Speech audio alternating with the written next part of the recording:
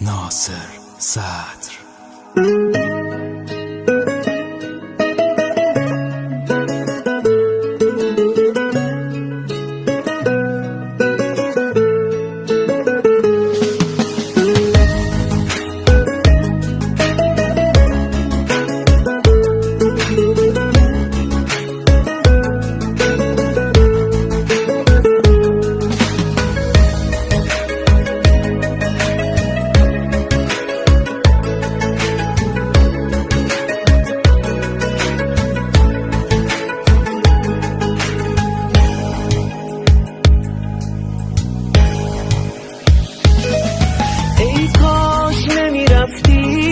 به پای تو بسوزم، موندم سر حرفم، سر قولم، من هنوزم.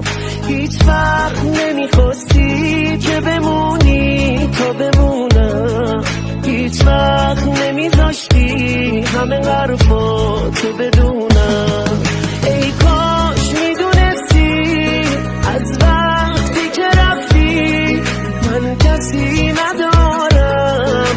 ای کاش میدونستی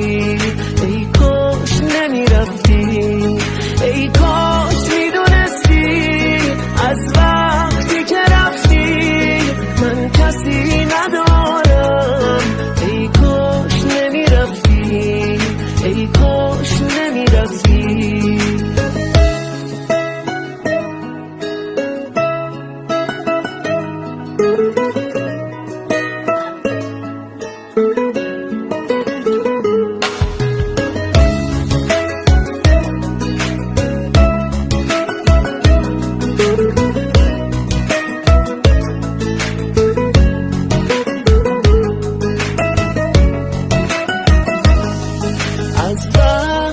رفتی دیگه چشمام سو نداره، این خاطره تلخ منو تنها نمیذاره.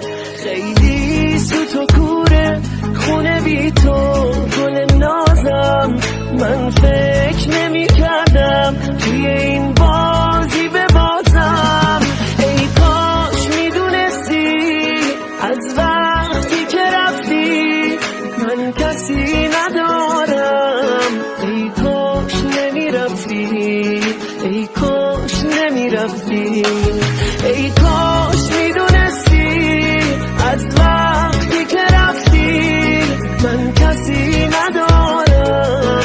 ای کاش نمیرفتی، ای کاش نمیرفتی، ای کاش نمیرفتی، ای کاش نمیرفتی.